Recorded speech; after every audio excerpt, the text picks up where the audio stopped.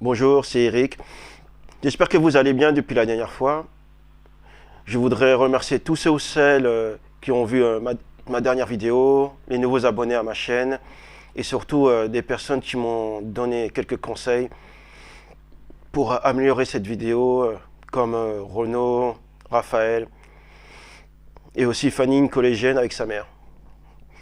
Tu vois, Fanny, je ne t'ai pas oublié.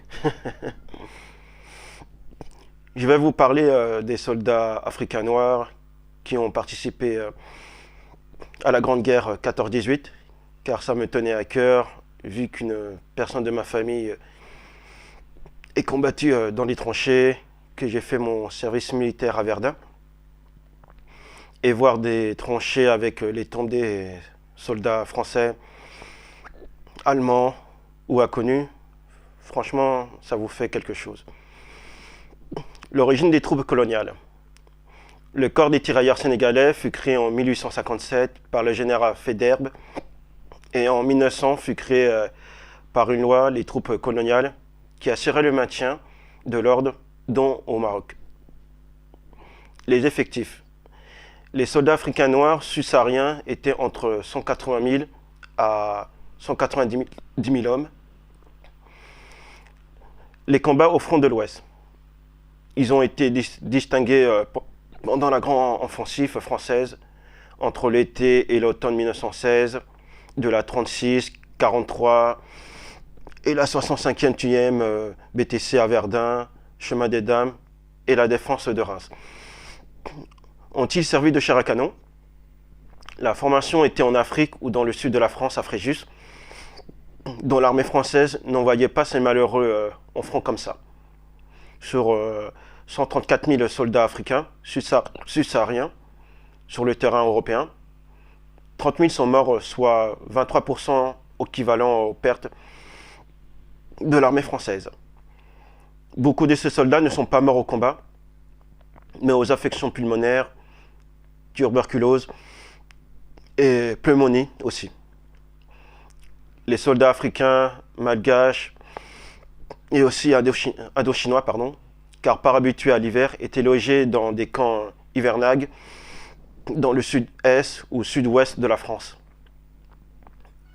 Et que l'origine de cette légende de la chair à canon vient de 1917, de la bataille du chemin des Dames, quand le général Manguin lance ses troupes coloniales contre les Allemands, qui fut un échec.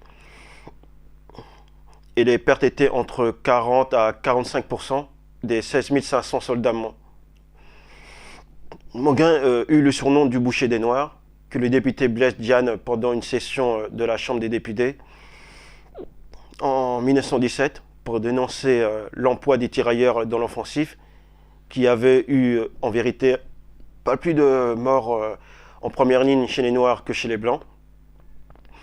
Et surtout, le Parti communiste a instrumentalisé le sacrifice des tirailleurs avec la mise en accusation du colonialisme par les indépendantistes, et la mauvaise conscience coloniale ont achevé d'inscrire ce mythe dans la conscience, malheureusement. Un racisme systémique dans l'armée française. La population française qui voyait pour la première fois des soldats noirs leur fait globalement un bon accueil. Les soldats africains pouvaient s'asseoir dans les terrasses des cafés, être servis par un blanc ou aller à la plage sans faire scandale. Et les relations avec les officiers blancs étaient souvent très personnelles et paternelles aussi. Contrairement aux soldats noirs américains qui étaient soumis à la ségrégation raciale à l'époque aux États-Unis, certains d'entre eux combattus dans les régiments français mixtes, comme le 369e d'infanterie, et même les généraux français reçoivent des notes de l'état-major américain plaignant que des femmes françaises fréquentent des soldats américains noirs pendant les temps libres, où des officiers français faisaient des visites de courtoisie aux soldats noirs américains. Les monuments aux soldats africains. L'armée française a honoré les soldats africains comme en 1924 d'un monument aux héros de l'armée noire d'Afrique.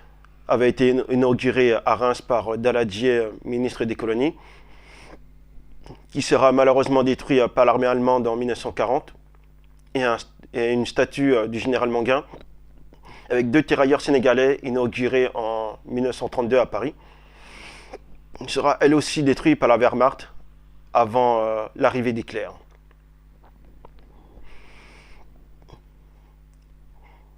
J'ai fait cette vidéo pour ne pas oublier ces soldats africains noirs, maghrébins, indo-chinois, et aussi et surtout métropolitains, qui ont courageusement et héroïquement participé au combat, blessés et morts pendant la Grande Guerre pour la France.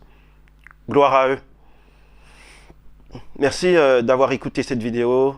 Si vous avez aimé, alors vous pouvez le liker sur le pouce en haut, comme ça. Le partager, n'hésitez pas à commenter, à vous abonner. Je vais mettre des liens d'informations aussi en bas de la vidéo.